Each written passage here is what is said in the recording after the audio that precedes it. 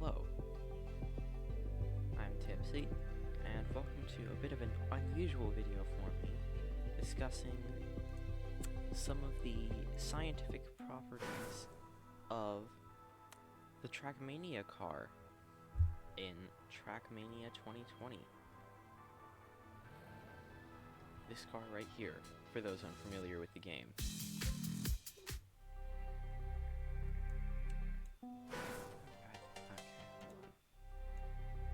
Sorry, I'm not always, the best at computers.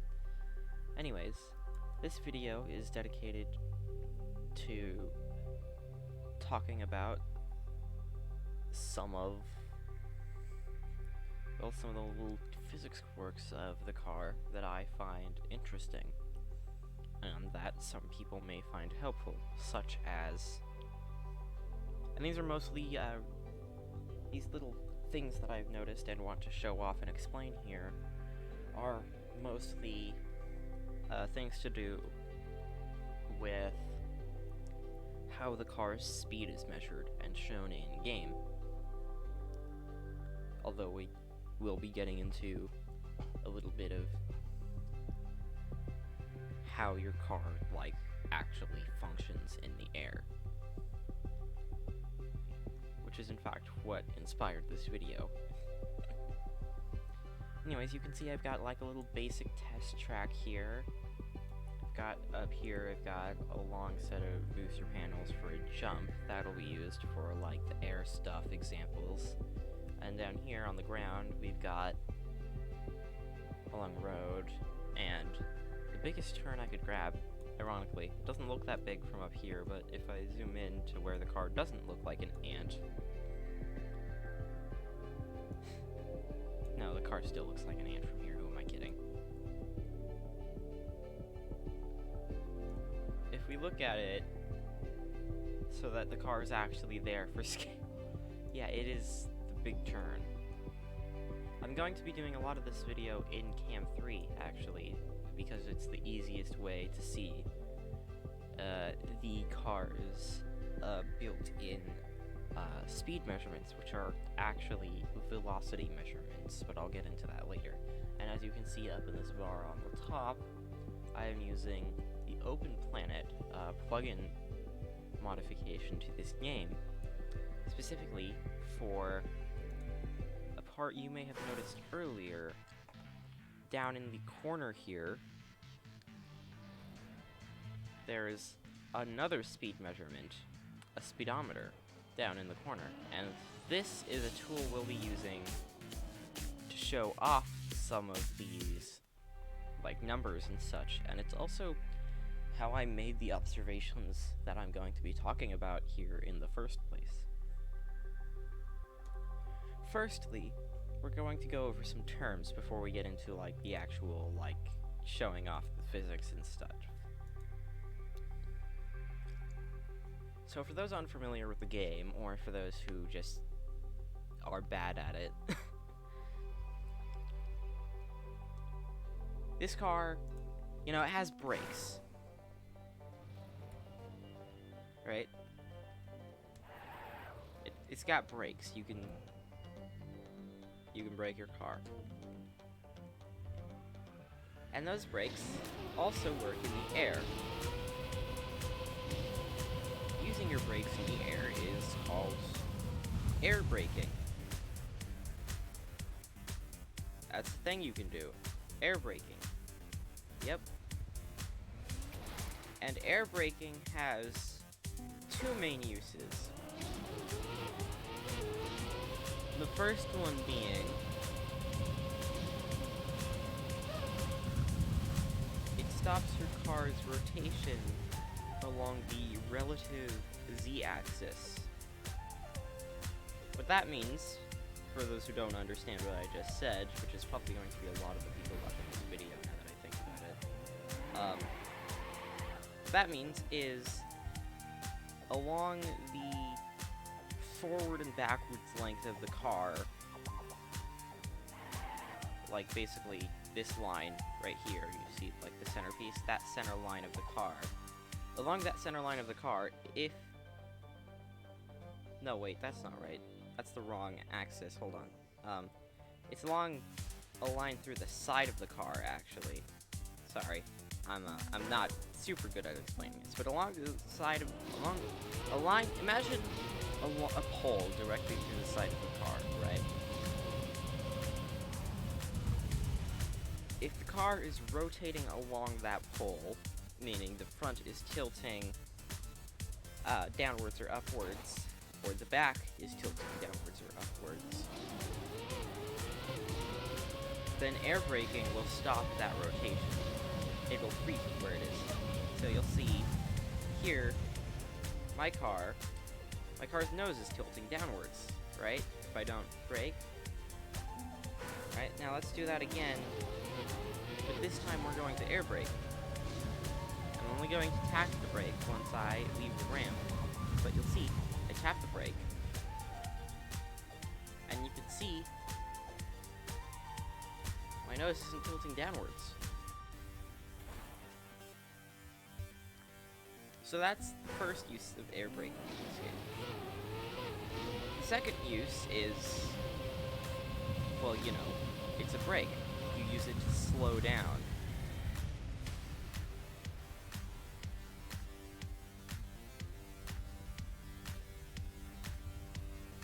Yeah, that's it. Those are the uses for air braking in this game.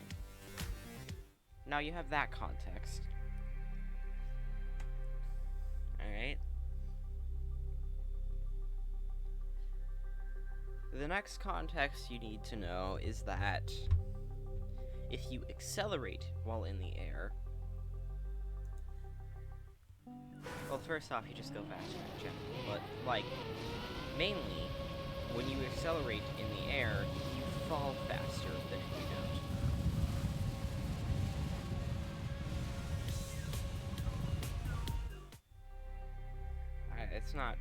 It's gonna take a bit to show you in that example, so I'm not going to bother, but you just for context, your car falls faster if you are accelerating in the air.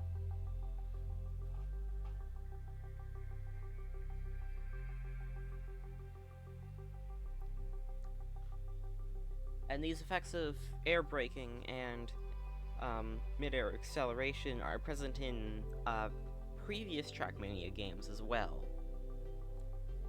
I'm not entirely sure how far back they go, as I'm not particularly familiar with the series, but that's not the subject at hand.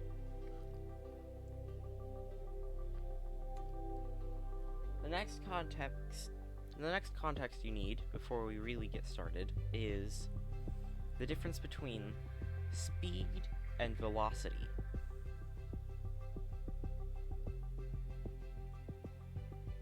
Speed is a measurement of,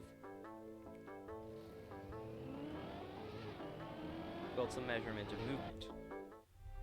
It's how fast something is moving.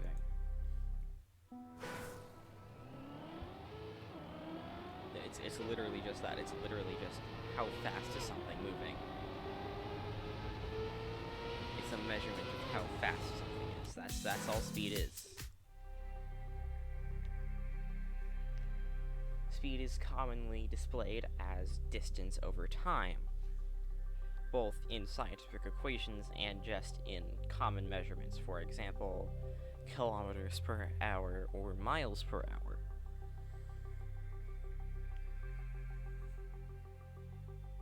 Faster vehicles may also use kilometers per second, though vehicles going that fast are usually not public.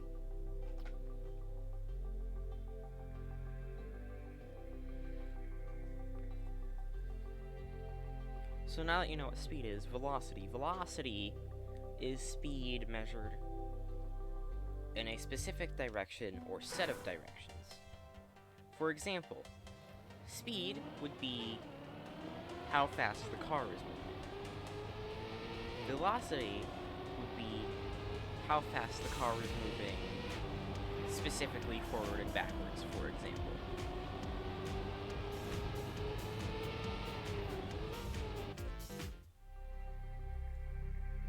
And then that's not just an example, that's actually, like, we'll get into that in a minute. But keep that example in mind. So now with all of the context and explanations of terms out of the way,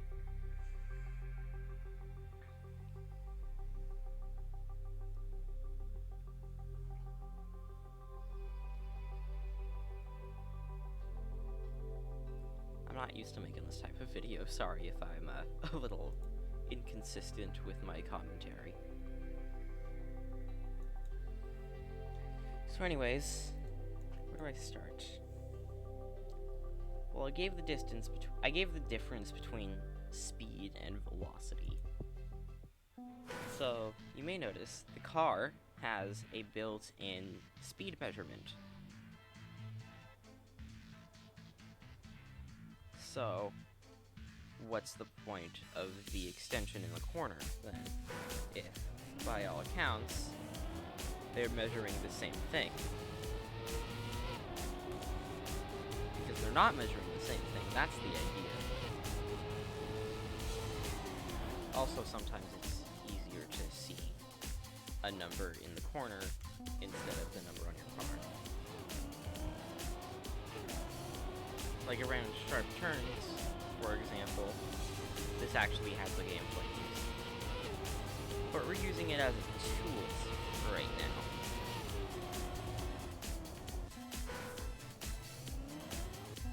So, going into Cam 3 so we can get a better look at the speedometer both inside the car and out, you'll notice they mostly match. But when we start turning, especially if we drift while we're going around that turn, they may briefly desync. The reason for that is because while the speedometer in the corner is measuring speed, the speedometer in the car is measuring velocity. Specifically, the velocity of the car's forward or backward momentum, like I mentioned earlier. It also includes turns, I believe, in that calculation, but I am not entirely sure on that, so don't quote me on that one.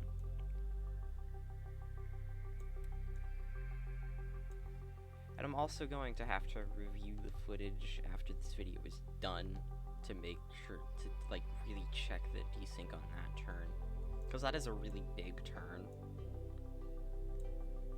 But a better example of the desync would be, let's head onto the grass here. Donuts.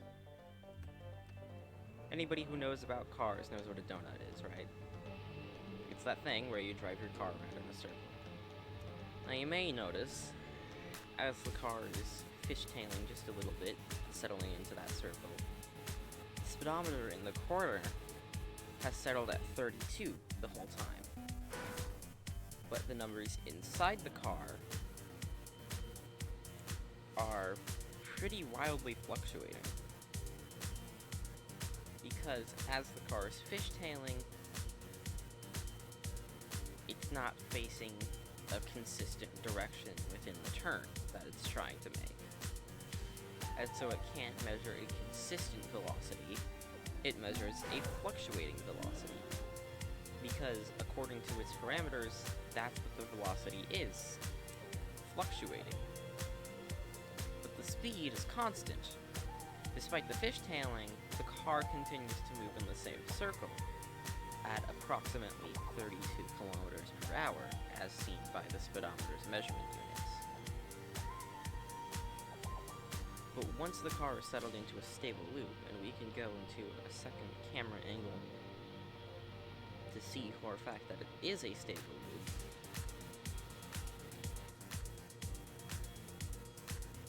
then the velocity counter inside of the car itself steadies itself out at 9. Not the 32 on the speedometer, 9 kilometers per hour, because that is the velocity, that is the forward-backward momentum of the car. That is the forward-backward speed of the car, I mean. stop, and then we go forward, suddenly they're in sync again. Because going forward, speed and the velocity are the same. And if we brake, they're the same. And if we go backwards, they're the same, because we're not turning at all. But the moment we start changing our direction in unusual ways, for example, a heavy drift or a donut, then the counters start to get inconsistent with each other because of the difference in speed and velocity. Also, I'm doing this video entirely in one take, and I'm not gonna do it again. And no, I don't have any editing software, so. Now going back to the jump here, we're going to use this, actually, to show another aspect of this. I mentioned earlier about acceleration and braking in the air. Now watch the counters as I accelerate through the air, touching nothing else. The one in the car continues to go down, for the most part, until the nose starts to dip down, but the speedometer, and then it keeps going down. You see the counter in the car, the speedometer in the car continues going down as the velocity, forward-backward momentum of the car begins to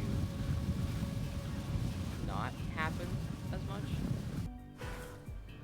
But if we look at the speedometer in the corner, then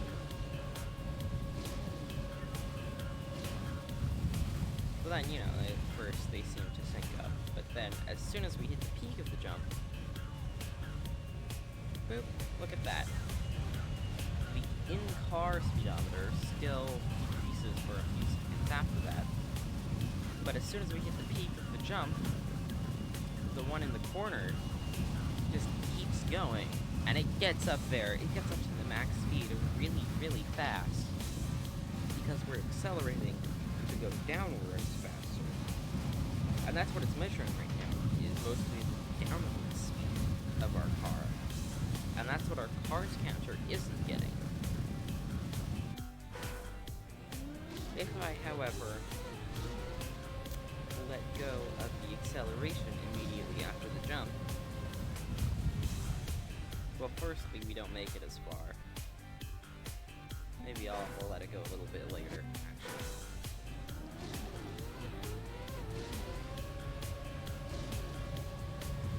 I'll let it go after we jump over the sign here. And you notice the moment I let go, everything slowed down way faster. And you'll notice the speedometer in the corner did not go up nearly as fast. Right? Because, like I said,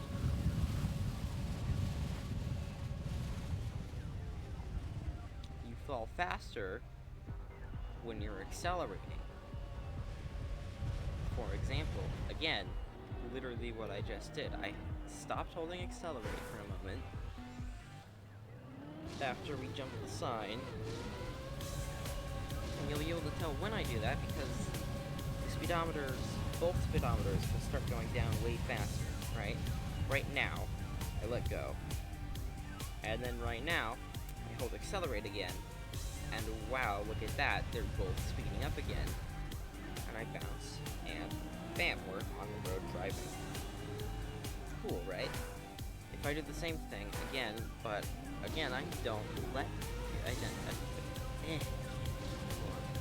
if I do the same thing again, but again, right after the sign, I let go of the accelerator and don't press it again, you see, like the first time,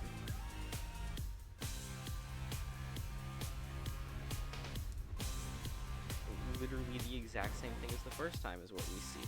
We see the speedometer in the car go down, but we see the speedometer in the corner, which measures speed as opposed to velocity, go up with our downwards momentum, but only slightly. And now, for some reason, the car is tipping down, and we can see the velocity measurements are going up because we were falling forwards relative to the car. But if I hold acceleration all the way through here,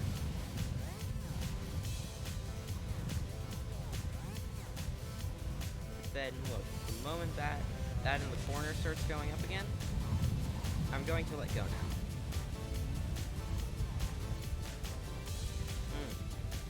Just pressing and unpressing the button, and you can see when I do it on both counters. But you'll notice the numbers are different on both counters. And you can see the effect what I'm doing has on each of them. I'm going to let go for now. I'm just going to let it fall. I'm just going to let the car fall.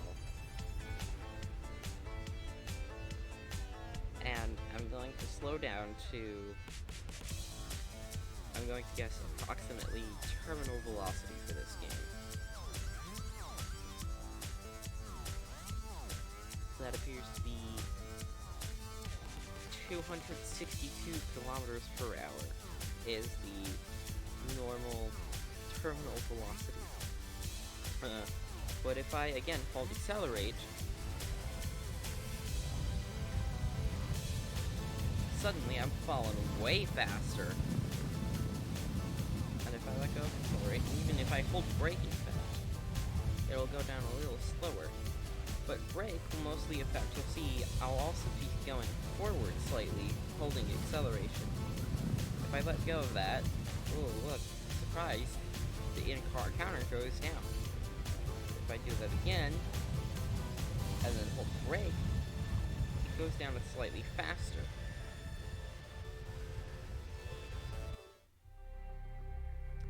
And I know I'm not talking in the most organized manner, but hopefully what I'm saying makes sense to you. If it doesn't, just ask me. I can probably explain it better in text than I can in speech.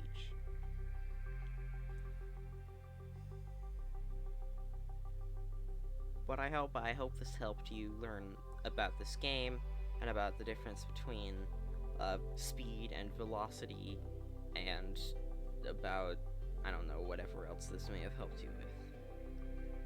Maybe you didn't know how to air brake. Now you do. Press or hold brake in the air. Maybe you didn't know what air brake did. Now maybe you do. I don't know. Whatever this helps you with, whatever this video helps you with, I hope it helped.